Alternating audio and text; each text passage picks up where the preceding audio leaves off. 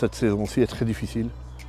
Très difficile. Et il y a déjà évidemment l'enchaînement des matchs. Depuis le mois de janvier, au mois de janvier, il est tombé à peu près 118 litres d'eau au mètre carré, donc ça n'a pas arrêté.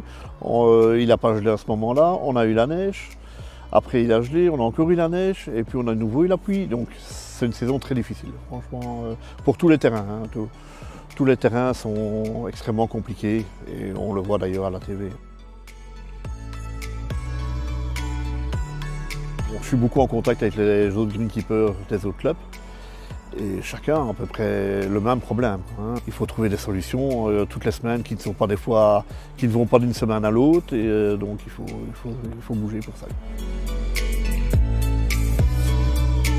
La fonction, elle n'est pas compliquée, il faut que les terrains soient en ordre, que ce soit le stade tous les 15 jours pour les matchs ou dès qu'il y a match, ou alors Marcinelle qui doit être prête tous les jours. Toute la semaine, il y a les entraînements des pros, il y a les entraînements des jeunes.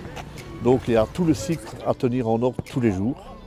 Tous les jours, après chaque entraînement des pros, le terrain doit être mis en ordre pour eux le lendemain. Personne ne se rend compte de ce qu'on fait en fait, à part l'équipe première qui s'entraîne tous les jours et qu'ils voient quand même que le terrain est plus ou moins en ordre quand ils arrivent le matin.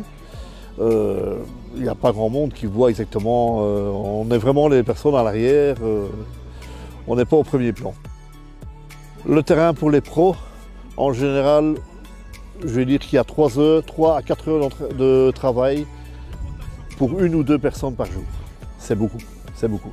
Mais les pros viennent tous les jours, donc tous les jours il faut recommencer, recommencer toujours.